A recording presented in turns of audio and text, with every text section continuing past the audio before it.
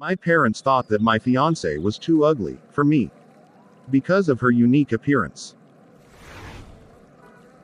No way. That woman is not good for my son.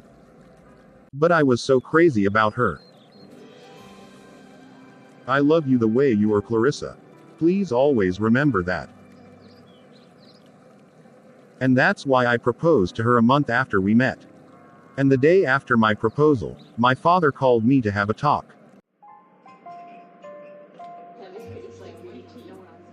Dad, please, why aren't you saying anything? My fiancé must be worriedly waiting outside. Why did you propose to that girl? It's because I love her. No. I don't think you proposed to her out of your own free will. In fact, my father brought out a sum of dollars and showed it to me. Look, son, what's this money for, Dad? You don't have to worry, my son. Because if you lost a bet, or knocked her up, I will help you with the money. Please just don't marry her.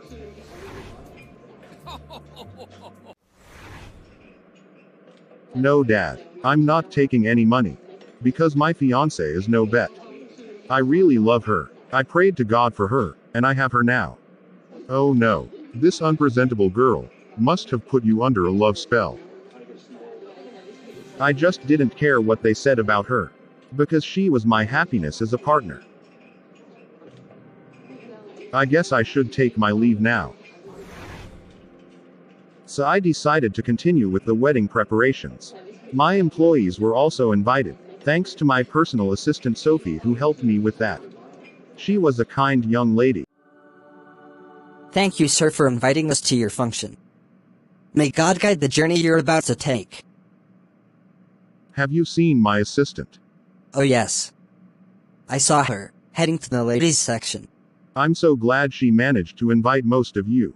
Especially the single men and women. I'm really inspired.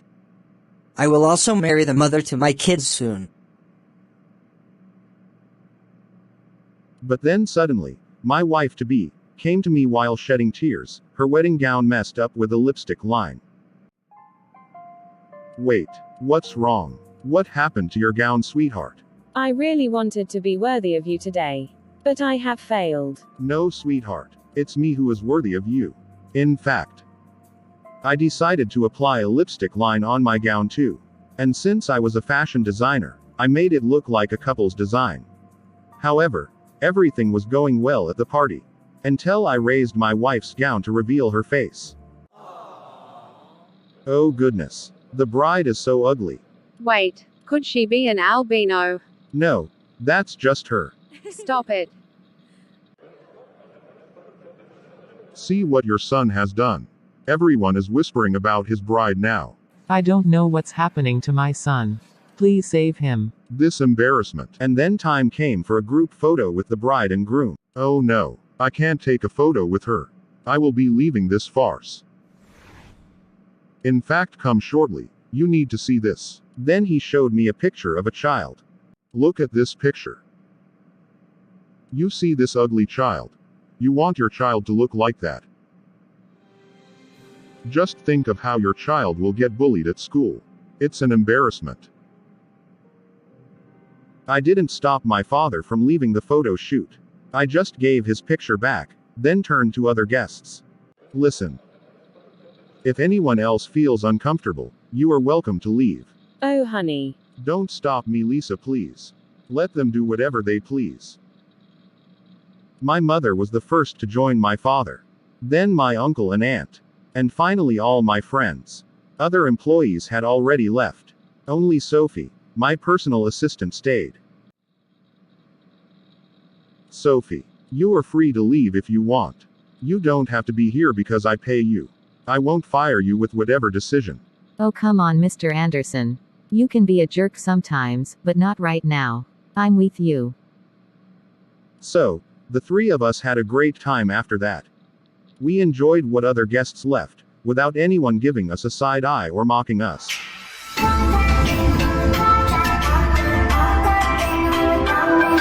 Then, after our honeymoon, as we were packing to leave for home, I found 2 voodoo dolls among my wife's stuff. One of them had same hairstyle as me. Another same eyes as Lisa's. Oh no. What are these dolls for? My father right about the love spell? Could it be that everyone was right? And I was blind? Honey, what's taking you so long? Bring my stuff, let's go. We shall be late for the flight. Okay, I'm coming. And as soon as we arrived home, I immediately burned the doll that had my same hairstyle. Just as advised to me by the internet. Then kept Lisa's doll as proof. I needed to see if Lisa's spell was working on me. So I took her to the bedroom. Then after being with her for the night,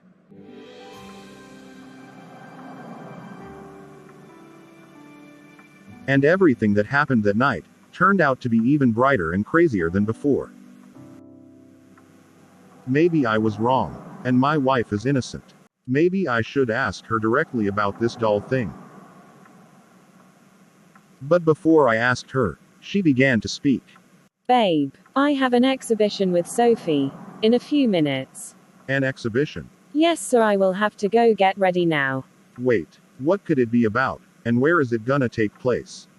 Oh, babes. My wife stubbornly refused to tell me.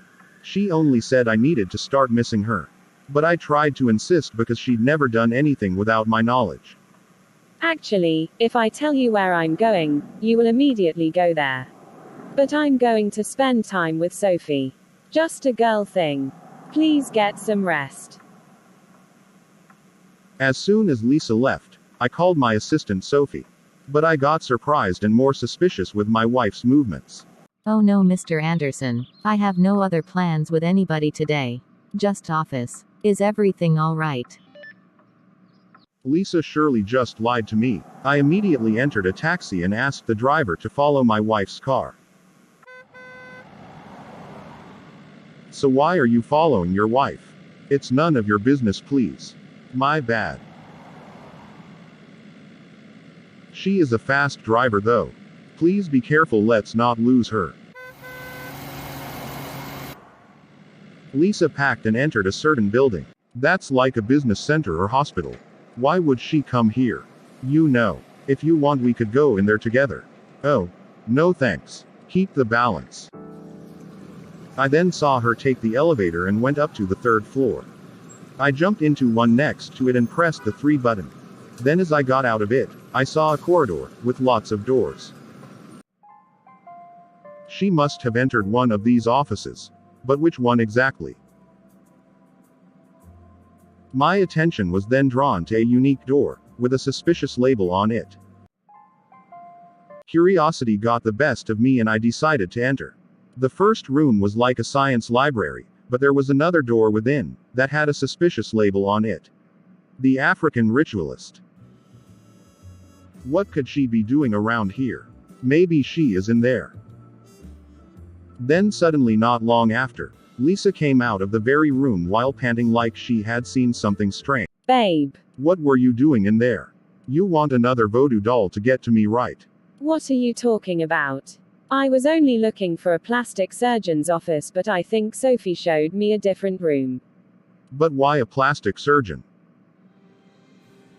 Because I want you to make amends with your parents. My wife admitted that she felt bad for being the cause of the conflict between me and my parents. So she thought to undergo facial plastic surgery, so my parents could accept her. But how did you come to know this place? You are new in this city. And I haven't brought you here before. Sophie. She helped me with the contact of a reliable surgeon. She didn't tell me about this. I told her not to say anything to you. Because I knew you would talk to me out of it. But when I entered here, I thought it was a library and curiosity made me check out that other room. But then I realized it was a mistake after whatever the man in there was telling me. I realized he wasn't a plastic surgeon. So I rushed out. Wait, what was the man telling you? And didn't you read the label before entering? I didn't bother reading because a certain book cover had caught my attention. And he was like he could help me out. Not surgically, but with help of the occult. And you were going to accept, weren't you? Never. That's why I left in a rush. And I think Sophie was a bit drunk. So she mixed things up and gave me wrong number. In fact, I will have to call her again and find the right contact number of the plastic surgeon. No, I will call her. Let's first get out of here. I stopped Lisa and called my personal assistant Sophie myself. I needed to tell her I wouldn't show up at work.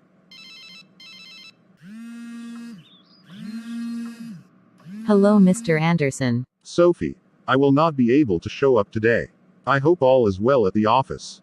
Yes, sir. Everything is going on perfectly. Is everything okay? Yes. Thank you so much, Sophie. Have a good day.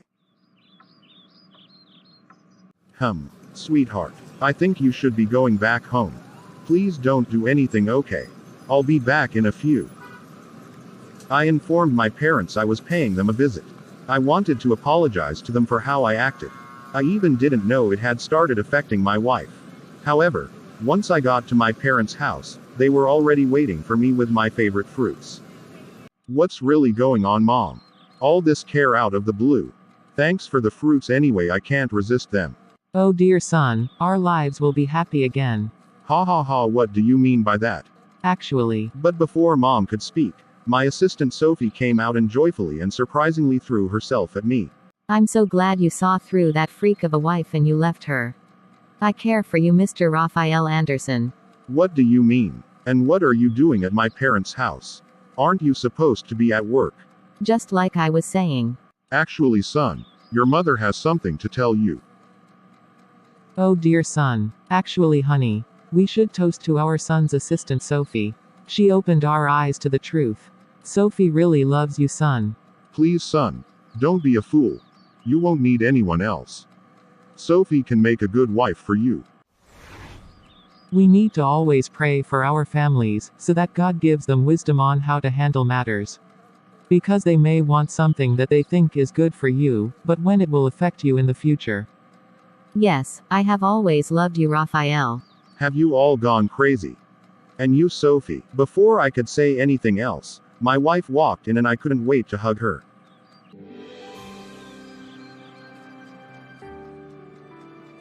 My wife was going through a lot to make my parents happy. I am not going to leave Lisa. And if you can't take that in, you will not see me here again. She's my happiness, just like Mom is to you, Dad. And I wonder who came up with the ridiculous story about the love spell. It's your assistant son. Isn't she right anyway? Because where did you find your wife today? Sophie told us she went to a ritualist place today. Sophie gave me the contact for someone. And I guess she missed out some numbers. So I ended up somewhere else. But I'm happy. Because that man didn't do anything to me. My assistant Sophie crossed all the lines. So I fired her on spot. Then told my parents I wouldn't change my wife just to please them. Sophie was behind everything that my wife did that day, including the wedding gown mess. But whatever is done in dark will come to light one day. And I will not let a knife touch my wife's face. Let's go, Lisa. Oh no, please wait, son. You should come to the living room. I'd like to show all of you something. Is it about my wife? No, this is something else. But I'd love her to be present. Your dad will be there too. My mother showed us the first photo she took with Dad. And his face was covered in pimples. He in a small suit with a weird hairstyle. My son, it took me a lot of effort to prove to my family that your father was a good match for me. Even in love, when God has chosen your rightful partner, the book of 1 Samuel 16 verse 7 says, He will not look at the outside appearance but at the heart. And we are all fearfully and wonderfully made. That's according to Psalms 139 verses 13 to 14. But then why were you doing the same thing to me? You'd be the first to stand by me. I didn't know you still had that picture, Teresa. My father remembered where he came from. Dear friends, when God lifts you up, never forget where you came from. Be kind to everyone, but don't let them take advantage of your kindness. However, before we conclude, please like and subscribe. By Cobb's Stories. I'm very sorry, Lisa. I promise I will stay out of your affairs forever.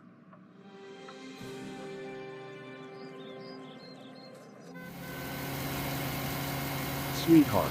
Did you know you had voodoo dolls in your honeymoon suitcase? Voodoo dolls. Do you mean baby toys? I can't carry baby toys in my bag for honeymoon.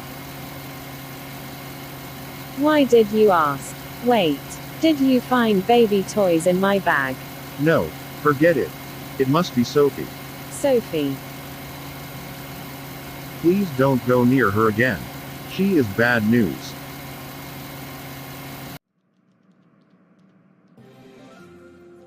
One of my companies won a big contract. And I wanna celebrate this with you.